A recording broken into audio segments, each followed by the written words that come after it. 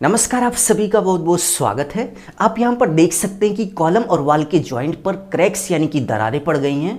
तो कॉलम और वाल के बीच में कुछ इस तरीके से दरारें ना पड़े, क्रैक्स ना आए, इसके लिए आपको क्या करना चाहिए, इस वीडियो में हम आपको प्रैक्टिकल तरीके से दिखाएंगे। चलिए वीडियो की शुरुआत करते हैं। वीडियो की शुरुआत करने से पहले आप सभी से बस छोटी सी रिक्वेस्ट है कि प्लीज़ वीडियो को लाइक कर लीजिए, और यदि आप इस चैनल पर नए हो तो चैनल को सब्सक्राइब कर बेल आइकन प्रेस कर लीजिए, जिससे आगे आने वाली अच्छी अच्छी वीडियो की नोटिफिकेशन आप सभी को मिलती रहे। तो सबसे पहले आप इस वाल और कॉलम के जॉइंट को ध्यान से देखिए कि एक तरफ कॉलम बना हुआ है और दूसरी तरफ दीवार है, और इन दोनों के बीच में क्रैक्स यानी कि दरारें पड़ गई हैं।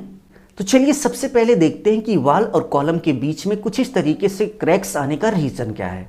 एग्जाम्पल की बात करें तो किसी प्लेन सरफेस पर, किसी प्लेन सतह पर जब आप किसी दूसरे मटेरियल को चिपकाते हैं तो प्लेन सरफेस पर किसी दूसरे मटेरियल की जो पकड़ होती है वो कमजोर होती है। जैसे मान लीजिए ये हमारी प्लेन सरफेस है, इस पर यदि हम किसी दूसरे मटेरियल को चिपकाएं तो इसकी जो सतह है वो बिल्कुल प्लेन होने के कारण उस मटेरियल की जो पकड़ होगी इस सतह पर बहुत ही कमजोर होगी। तो ठीक यही एग्जाम्पल हमारे कॉलम पर वर्क करता है। आप देख सकते हैं कि कॉलम को यदि आप अच्छे से देखेंगे तो कॉलम बिल्कुल प्लेन होता है। आप इस कॉलम को देख सकते हैं कि ऊपर से नीचे तक पूरा कॉलम आपको बिल्कुल प्लेन नजर आएगा, क्योंकि कॉलम की जो चारों तरफ की सतह होती है वो वाटर प्रूफ होती है और बिल्कुल प्लेन होती है। और यहाँ पर कॉलम और वाल के ज्वाइंट पर यही गलती हुई कि दीवार को जोड़ते समय कॉलम की प्लेन सरफेस पर दीवार को जोड़ दिया गया, और जोड़ने के बाद कॉलम और वाल के ज्वाइंट पर कॉलम की सरफेस प्लेन होने के कारण कॉलम और वाल को जोड़ते समय जो मोर्टार यानी कि मसाला यूज किया गया था उसकी पकड़ कमजोर पड़ गई और कॉलम और वाल के बीच में कुछ इस तरीके से क्रैक्स आ गया।